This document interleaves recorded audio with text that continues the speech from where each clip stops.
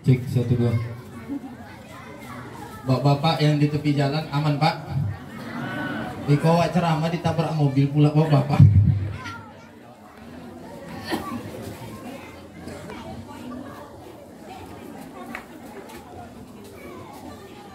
Assalamualaikum warahmatullahi wabarakatuh.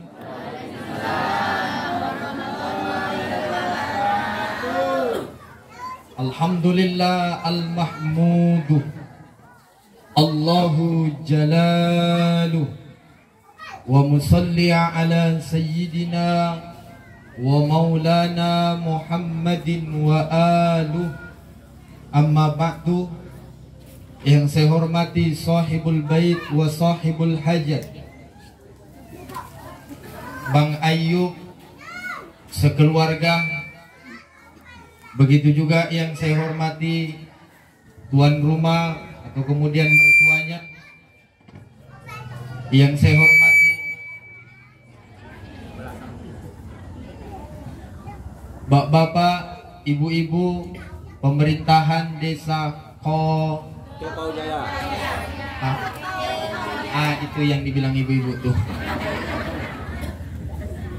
Begitu juga orang-orang tua saya, alim ulama, cerdik pandai, tokoh masyarakat, semua bapak-bapak hadirin sekalian.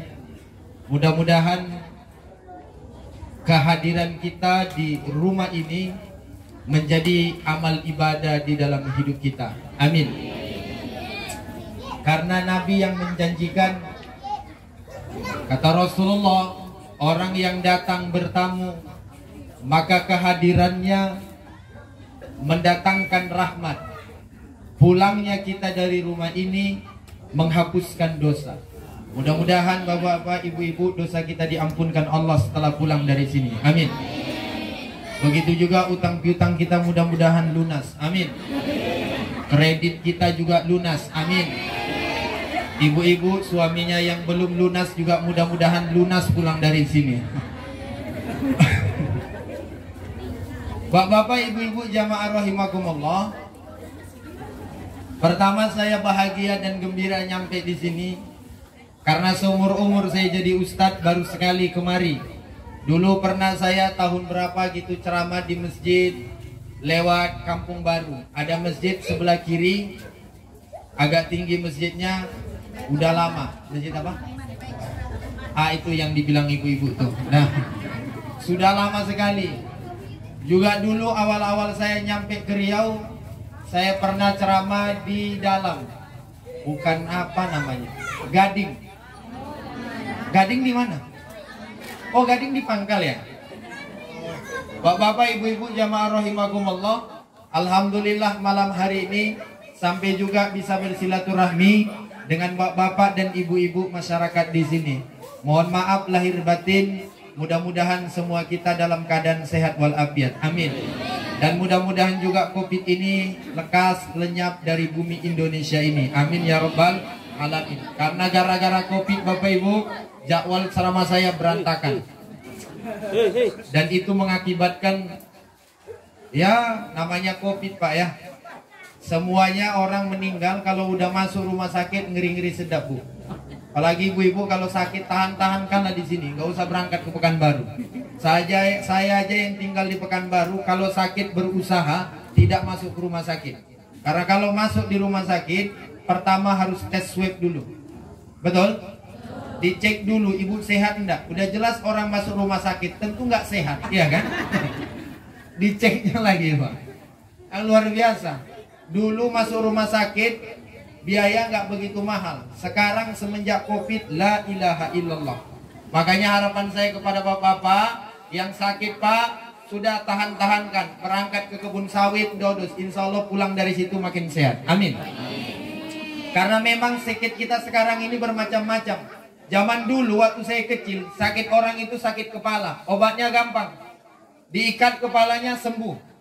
Orang pilek zaman dulu gampang, disuruh makan sambal yang pedas. Betul ya? Aman. Orang yang lapar, obatnya gampang, kasih dia makan yang enak, hilang laparnya. Bapak ibu jamaah rahimakumullah. Malam hari ini, ya kebetulan ini adalah undangnya adalah walimatul khitan. Maka kita berbicara soal khitan.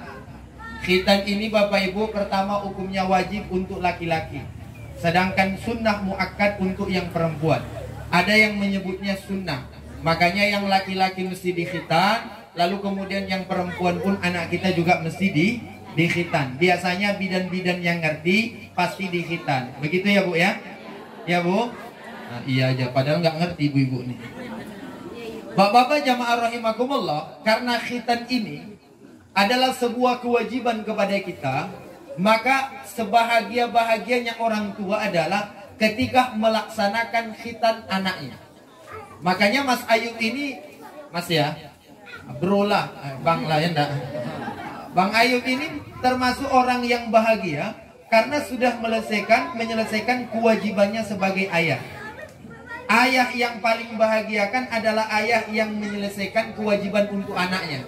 Anaknya mau sekolah, disekolahkannya. Itulah orang tua yang paling bahagia. Ketika kita jadi seorang ayah, mampu kita menyekolahkan anak kita, Pak. Itulah kebahagiaan kita sebagai ayah. Betul Pak ya? Sedangkan kesedihan kita sebagai orang tua, saat kita mau menyekolahkan anak tapi kita tidak mampu menyekolahkannya. Mohon maaf, karena kadang-kadang memang gara-gara ekonomi. Tapi begitulah takdirnya. Siapapun kita yang sebagai seorang anak tidak disekolahkan orang tua, jangan memaki-maki orang tua. Sebab kenapa? Segitulah kemampuan dia zaman dulu. Dan kalau kita sudah disekolahkan oleh orang tua, sudah dilaksanakan orang tua kewajibannya, saya ingatkan kepada kita semua, hormati orang tua, sayangi orang tua, berbaktilah kepada orang tua. Anak-anak sekarang ini yang kurang ajar, orang tuanya udah mati-matian untuk anak, setelah dia sukses, setelah dia berhasil nggak ingat sama orang tua. Memang bukan orang sini cerita saya itu. Cerita ini di Pekanbaru. Kalau di sini kan lebih parah dari itu ya kan. Adik-adik bisa tenang, hati-hati jatuh. Jatuh nanti. Bapak-bapak, ibu-ibu jamaah rahimakumullah. Saya sampaikan lagi, kebahagiaan orang tua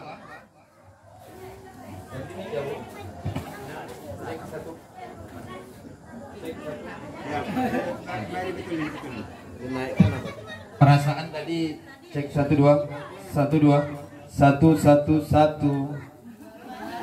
cek alhamdulillah. Baik Bapak Ibu, saya lanjutkan. Tolong bagian sound system dikasih makan, minum kayak ya kan. Saya pun Bapak Ibu kalau bagian sound system nggak dikasih minum, memang sama kayak awal Ustadz minum nggak ada disiapkan. Enggak di tempat, enggak ini sorry di tempat lain biasanya kalau saya ceramah Ustadz udah disiapin Pak teh, kopi, kadang-kadang ada jus tempat lain. Cuma di sini memang beda nampaknya ya kan.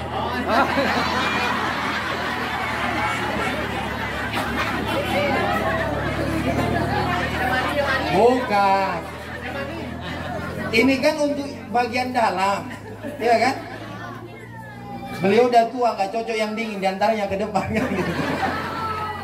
Apa Ibu jamaah rahimakumullah, ini pelajaran. Tempat lain lubuk lain ikannya. Tempat lain biasanya begitu Pak. Ceramah boleh kasih minum, pulang nanti dibawain sesuatu gitu. Tempat lain. Enggak, saya serius ini. Demi Allah tempat lain begitu Bu. Saya nggak pernah berharap tuh, dari manapun saya ceramah, nggak pernah saya minta tuh. Cuma memang kadang-kadang istri saya nanya, ibu-ibu jujur, suami ibu berangkat ke Pekanbaru, diundang oleh misalnya bupati atau siapapun, balik dia, ibu tanya nggak bawa sesuatu? Tanya nggak? Saya pun begitu. Makanya saya ceramah Pak, nggak pernah berharap amplop. Kalau nggak dituntut sama istri saya, nggak pernah saya berharap. Serius ini. Serius. Contoh, balik saya nanti, istri saya nanya, Abi dari mana? Ya ceramah. Ceramah di mana, Bi? Jauh, Mi. Pokoknya dari Simpang Lubuk Sakat hampir 1 jam ke sini. Istri saya masih nanya, mana amplopnya, Bi? Pasti begitu. Memang ibu-ibu nih, Pak, di mana-mana mata duitan, Pak, serius. Awak nih sebagai suami, Pak, capek ceramah, ya kan? Capek kerja, ke ladang lain sebagainya. Capek kita dodos, Pak. Tiba gajian, apa kata istri? Mana uangnya, Bang? Gitu, Pak. Kalau nggak dikasih, curiga. Berarti abang udah main sama cewek lain. Begitu. Berarti abang punya janda ya di kampung baru. Kampung baru yang dituduh. Makanya ini mohon maaf kepada tuan rumah. Pastikan saya jangan bertengkar dengan istri saya gara-gara harapannya. Ini kan harapan. Bapak-bapak, ibu-ibu, jamaah rahimahumullah. Kok sampai ke situ cerita kita? Saya balik ke tema tadi ya. Kewajiban kita orang tua kalau udah diselesaikan, Bu, bahagianya luar biasa. Sebab kenapa? Namanya juga kewajiban. Sholat, kalau kita udah sholat, Pak, tenang pikiran. Kita kalau udah melaksanakan kewajiban kita, Pak, merasa sebagai siapapun kita tenang.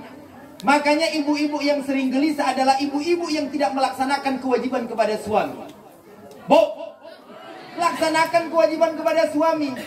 Makanya kalau di rumah dandan yang cantik. Bu,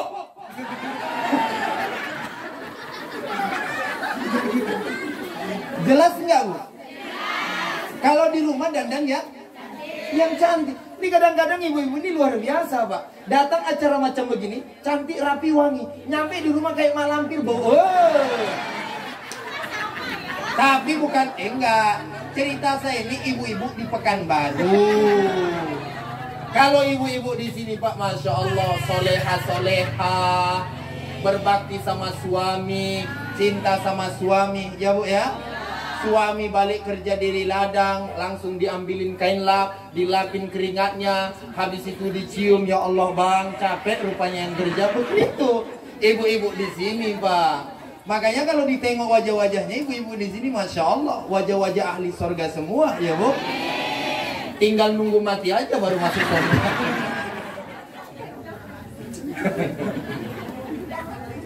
Kita sampai jam berapa ini?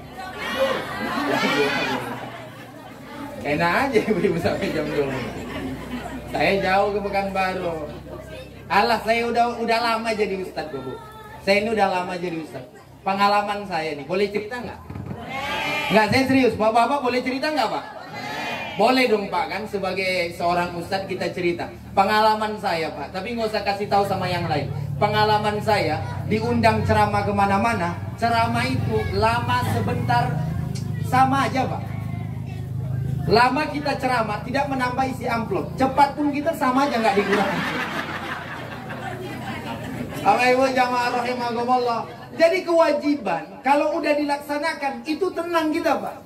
Makanya bapak-bapak laksanakan kewajiban kepada anak, begitu juga ibu-ibu laksanakan kewajiban juga kepada suami. Orang yang melaksanakan kewajibannya muncul ketenangan dalam hatinya. Percaya atau tidak, coba. Kita bapak-bapak kalau sanggup menafkahi istri kita, tenang hati kita. Begitu juga seorang istri kalau mampu berbuat baik kepada suaminya, mampu melaksanakan kewajibannya, tenang hatinya. Kenapa kadang-kadang rumah tangga sering cekcok? Kenapa kadang-kadang antara anak dengan orang tua tidak baikan? Karena antara keduanya tidak melaksanakan kewajibannya. Ada sebuah cerita. Mau denger ibu-ibu? Serius lah, suaranya kayak nggak semangat. Mau denger nggak? Udah makan kambing apa lagi? Semangatlah dikit. Bapak-bapak, ibu-ibu jamaah rahimakumullah. Ada sebuah cerita, bapak-bapak. Suatu ketika ada orang laporan kepada Umar bin Khattab. Wahai Amirul Mukminin Umar bin Khattab, saya mau laporan kepada Anda. Ada apa? Wahai Amirul Mukminin, saya punya anak saya ini tidak mau dikasih tahu. Udah saya sampaikan, nak ini yang baik, tidak mau mendengarkan. Nak, kamu ke sana tidak mau mendengarkan. Anak saya ini mada. Anak saya ini bandel. Anak saya ini tidak mau mendengarkan nasihat orang tua. Kata Umar bin Khattab, kalau begitu, besok kamu hadir, bawa anak kamu juga. Hadirlah Bapak Ibu, si orang yang melapor dengan anaknya. Saat nyampe di depan Umar bin Khattab bertanya kepada ini anak. Wahai anak, kenapa engkau berbuat yang tidak baik kepada orang tua? Si anak ngomong sama Umar, wahai Amirul Mukminin, saya sebelum mau melaporkan ini, sebelum saya mau cerita, saya mau tanya dulu, ada apa pertanyaanmu? Saya mau tanya kepada kamu Amirul Mukminin, ada nggak kewajiban orang tua kepada anak? Lalu kemudian Bapak Ibu jamaah rahimakumullah, Umar bin Khattab mengatakan, jelas ada. Yang pertama, kewajiban orang tuamu untukmu adalah diajarkannya Al-Quran kepadamu. Yang kedua, dibuatnya namamu nama yang baik. Yang ketiga, dicarikannya ibu yang terbaik untukmu. Kata ni anak sama Amirul Mukminin Umar bin Khattab, wahai Umar, mohon maaf, dari 3 kriteria yang engkau sebutkan, kewajiban orang tua kepada anak, satu pun tidak ada yang dilakukan ayah saya. Pertama, mengajarkan Al-Quran. Ayah saya tidak pernah mengajarkan Al-Quran kepada saya. Makanya bapak-bapak jamaah rahimakumullah, jangan salah. Tugas kita orang tua pertama adalah mengajarkan Al-Quran kepada anak kita. Makanya kalau kita nggak mampu ngaji, kita suruh anak kita sekolah MDA atau PDTA atau di mana tempat-tempat ngaji.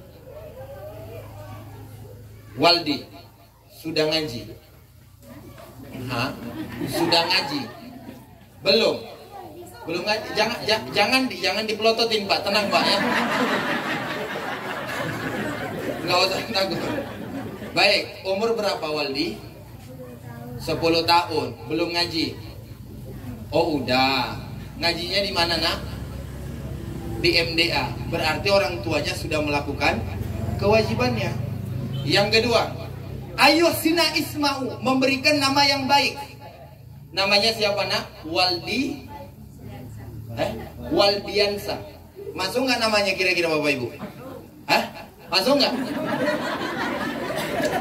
Kalau nama Waldiansa masih masuk. Sudah? Nama Waldiansa itu masih masuk. Sebab kenapa? Nama itulah yang menurut ayahnya yang terbaik. Kalau di Bogor itu nggak masuk namanya. Nama ayahnya Babas, nama istrinya Kokom, nama anaknya Baskom, nggak masuk. Ya kan? Nggak masuk. Makanya ini mohon maaf kepada bapak-bapak dan ibu-ibu muda. Bapak-bapak dan ibu-ibu muda, tolong memberi nama anak jangan sembarangan dong. Kayak di Pekanbaru, nama suaminya Arfan, nama istrinya Lili, nama anaknya Lipan, kan nggak masuk. Enggak, ini penting saya sampaikan. Loh, sebelum kita memberikan nama kepada anak, kita harus tanya dulu, komunikasi dulu. Kalau memang kita nggak ngerti bahasa Arab, boleh kita bertanya kepada ustaz. Makanya Bapak Ibu jamaah rahimakumullah, jamaah sering nanya kepada saya, Ustaz, ini anak saya baru lahir, siapa namanya yang cocok? Karena memang Bapak Ibu, nama-nama kita pun itu harus cocok. Karena nanti di akhirat, innakum tudu'auna yaumal qiyamah bi asma'ikum. Kalian nanti bakalan dipanggil di hari kiamat sesuai dengan nama kalian. Bayangkan kalau namanya Tukimin. Tukimin gitu kan? Atau kemudiannya namanya misalnya Sangkot, Lokot, Lengket, iya kan? Lem, kan gak cocok namanya. Makanya mohon maaf bapak-bapak, tak boleh kita memberikan lakop yang tidak baik kepada orang. Ya, nama orang udah bagus-bagus misalnya, lalu kemudian dipanggil dengan nama yang tidak bagus. Saya lupa tadi mana, ada cerita orang kalau manggil kawannya itu paman. Paman singkatan pencuri ayam. Nah itu dia. Itu nggak boleh begitu. Makanya mohon maaf lahir batin, berikan nama yang terbaik. Ini untuk ibu-ibu, jangan rewel. Kalau anak kita perempuan, pastikan nama-nama yang baik. Kan banyak nama-nama sahabat, nama-nama istri Nabi, ya kan? Bikin nama anaknya misalnya Sophia. Jangan juga terlalu panjang. Kadang-kadang ada nama pak panjangnya luar biasa. Nanti itu menyiksa guru di kelas. Susi Sisilawati Simerekete Jubulotahe, kan payah. Jadi jangan dibuat nama terlalu panjang. Dan mohon maaf, bapak-bapak juga, termasuk nama yang dilarang adalah nama yang dibenci oleh Al-Quran. Contoh, nama orang Fir'aun. Itu nggak boleh, Pak. Di sini ada nggak nama orang Fir'aun? Suami ibu kelakuannya kayak Fir'aun ada nggak? Nggak ada, alhamdulillah. Bapak-bapak, ibu-ibu jamaah rahimakumullah, ternyata dari pertama mengajarkan Al-Quran ini nggak ada diajarkan. Yang kedua, memberikan nama yang terbaik juga tidak ada. Yang ketiga, carikan orang tua yang terbaik untuknya, ibu yang terbaik untuknya. Ternyata bapak ibu, kata di anak kepada Umar bin Khattab, wahai Umar, dia carikan kepadaku seorang ibu beragama Majusi. Artinya Umar bin anak orang ini mau melapor kepada Umar, tapi ternyata dia lebih dahulu durhaka kepada anaknya. Itu makanya saya sampaikan tadi, bapak-bapak, ibu-ibu, pentingnya kita melaksanakan kewajiban kepada anak kita. Di antaranya, carikan ibu yang terbaik untuk anak-anak kita. Makanya bapak-bapak, kalau kurang bagus bapak tengok, yang di rumah, boleh pak. Aku bukan manas-manasin bu, betul nggak?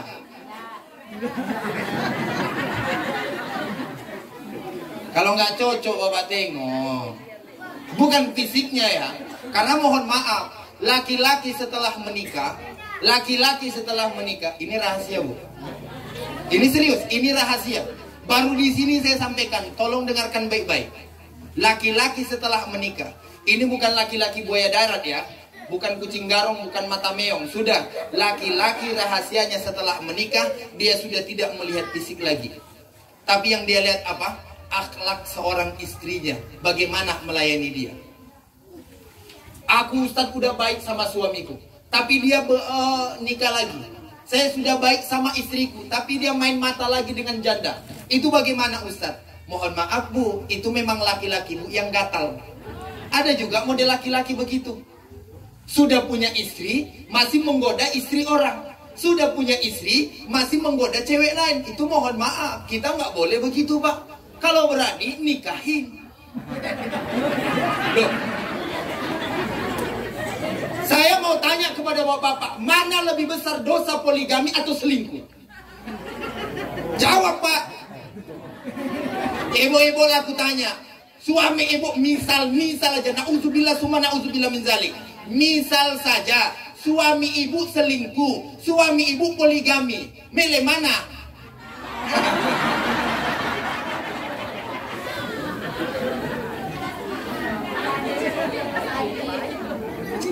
Sorry pak, nggak masuk pancingan kita pak. Memang nggak mesti dipilih, cuma mohon maaf kalau bicara hukum pak, hukum selingkuh yang paling luar biasa kata Nabi, seselingkuh yang paling bejat adalah selingkuh dengan istri tetangga.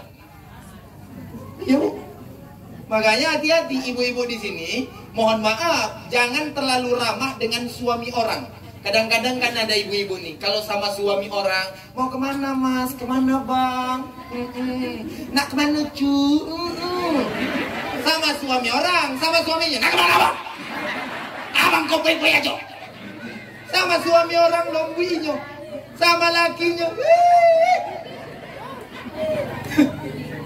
makanya ibu-ibu mohon maaf, saya mau cerita, ada cerita lucu, mau denger nggak? Luar biasa cerita ini. Dengarkan baik-baik.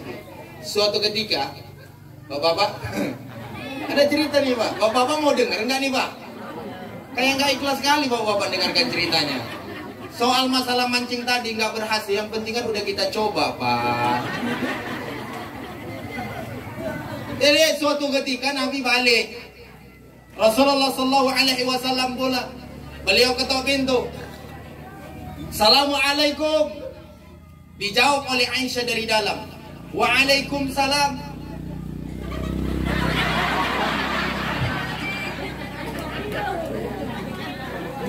Terima kasih. Alhamdulillah. Berhasil misi saya malam hari ini. Alhamdulillah. Ini kalau tuan rumah nanti bungkusin, itu sepanjang jalan saya doakan tuan rumah, ya Allah berkati. Kalau kita kalau dikasih orang sesuatu kita doakan nggak? Contoh nih, saya memberikan sesuatu kepada orang, pasti kita dapat doa pak. Apalagi tuan rumah misalnya memberi kepada saya. Saya seorang ustaz, tentu saya doakan sepanjang jalan. Ya Allah berkahi rezekinya, sehatkan badannya. Tapi kalau nggak ngasih, pasti saya ngomong dalam hati, makanya nisab awak ke situ. Bapak ibu jamaah rahimakumullah. Jadi suatu ketika Nabi pulang, Assalamualaikum, dijawab oleh istrinya, Waalaikumsalam. Tapi luar biasanya, Bapak Ibu jamaah rahimakumullah, saat Nabi masuk ke dalam, ternyata Aisyah dari dalam, beliau sembunyi di belakang pintu. Lihat romantisnya Nabi dengan Aisyah. Ketika Nabi ketok pintu, Assalamualaikum, dijawab oleh Aisyah, Waalaikumsalam. Tapi Aisyah sembunyi di belakang pintu. Masya Allah. Lalu Nabi masuk. Setelah Nabi masuk, beliau tengok, kok nggak ada istri saya? Nabi berkata, Aina habibati, Aina zauzati, di mana ayang bebku? Di mana istriku? Ternyata Masya Allah ibu-ibu, istri Nabi Aisyah radhiyallahu anha sembunyi di belakang pintu. Lalu kemudian setelah Nabi masuk, lalu kemudian istrinya keluar dari belakang pintu, lalu kemudian mendekati Nabi dari belakang, lalu kemudian merangkul Nabi, Masya Allah. Lalu kemudian Nabi pun memutar badan, dipeluk tuh. Ya Allah, ternyata kamu sembunyi. Romantis enggak? Romantis enggak? Boh, romantis enggak? Jujur jawab, romantis enggak? Nah, nanti Bu, nanti pulang dah. Pulang duluan. Cek dah. Suami datang. Ketok pintu kan? Assalamualaikum. Ibu jawab, Waalaikum. Habis itu sembunyi belakang pintu. Suami masuk, nanya, loh, di mana istriku? Ibu dari belakang. Lalu kemudian rangkul. Suami kaget, dikiranya maling, dibanting.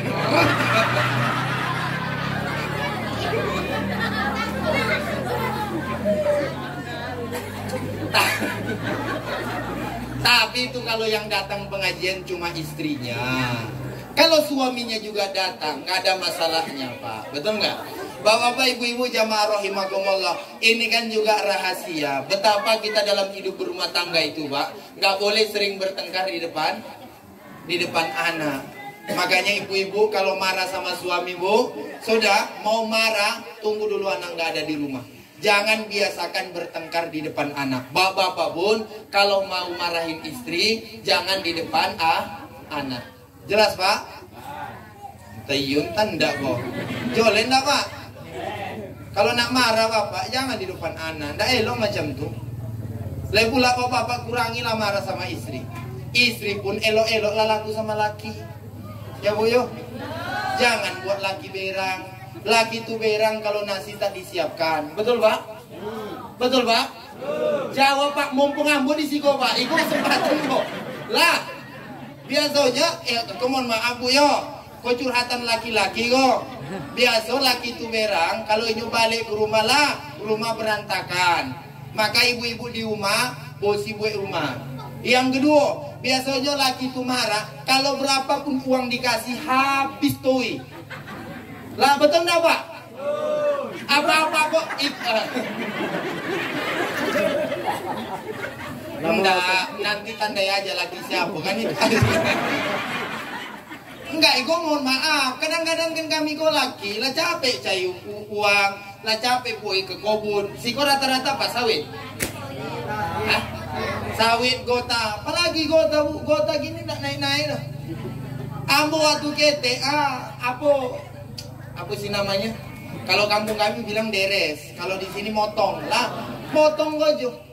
Itu motong kalau ibu-ibu rasakan luar biasa capeknya. Oh biasa.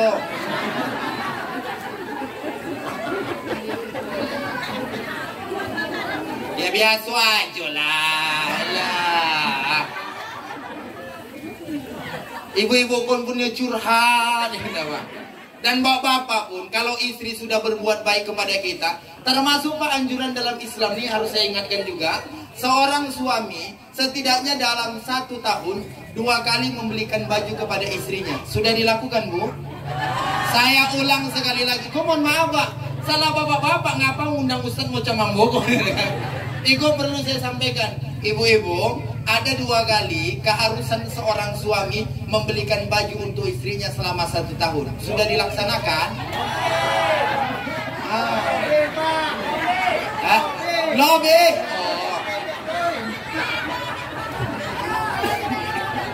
Mohon maaf Bapak Ibu, saya hadir ke sini bukan ingin membuat rumah tangga orang rusak. Saya hadir ke sini hanya ingin menyampaikan kebenaran saja, tapi bukan suatu kewajiban. Karena memang kawan saya cerita Pak, istrinya sakit. Setelah istrinya sakit Pak, dibawa ke dokter nggak sembuh, disuntik nggak sembuh, disuruh minum obat nggak sembuh, dikompres nggak sembuh, dibawa istrinya ke toko emas, dibelikin 2 emas, sembuh Pak. Mana tahu ada ibu-ibu yang sakit lama Pak, itu boleh lah, ada masalah. Ternyata enggak, ini mohon maaf Bu, berbuat baik kepada istri itu melancarkan rezeki. Ya Bu? Tengok. Betul nggak? Siapapun di sini istrinya yang senang, maka rezekinya di rumah tangga pasti senang. Saya ulang sekali lagi, siapapun yang menyenangkan istrinya, pasti rezekinya senang. Betul Bu? Dan ciri-ciri istri yang senang adalah waktu nikah kurus, setelah nikah gemuk. Itu ciri-ciri istri yang senang. Halo? Jelas? Dan ciri-ciri suami yang menderita, sebelum menikah gemuk, setelah bukan Bu, kapal. Bapak Ibu jamaah rahimakumullah. Dah balik ke masalah si Waldi, Ustadz pesan, ini kan ceramah direkam, nanti ada di YouTube Ustadz. Kamu bisa cek kalau udah besar nanti soal masalah pesan Ustadz kepadamu. Pesan Ustadz kepada Waldi, itu ayahmu yang telah membesarkanmu. Nanti kalau kamu sudah besar nak, ayahmu sudah tua, berbuat baik sama ayahmu. Buat ayahmu bahagia, buat ayahmu senang. Itulah harapan semua orang tua. Betul ibu-ibu? Imakmu mana? Oh ada dedeknya. Nah untuk ibumu udah capek membesarkan Waldi. Sudah, kasih sayang emak itu luar biasa Waldi. Capeknya emak, lelahnya emak, apapun kalau untuk anak Bapak Ibu pasti diberikan. Betul nggak? Anak kita sakit, sudah. Kalau misalnya kita punya rumah, cuma itu harta kita, nggak ada yang nolong kita. Rumah itu mau kita jual demi anak. Betul nggak? Makanya berbicara tentang orang tua Bapak Ibu sering membuat hati kita sedih. Sebab kenapa? Perjuangannya itu loh. Sejelek-jeleknya kita jadi anak, orang tua kita tetap yang paling ganteng dan paling cantik menurut kita. Betul enggak? Saya kalau ditanya orang, siapakah perempuan paling cantik di atas dunia ini? Syahrini? Enggak. Nia Rahmadani? Enggak. Baru ketangkep? Enggak. Ya kan? Yang paling cantik siapa coba?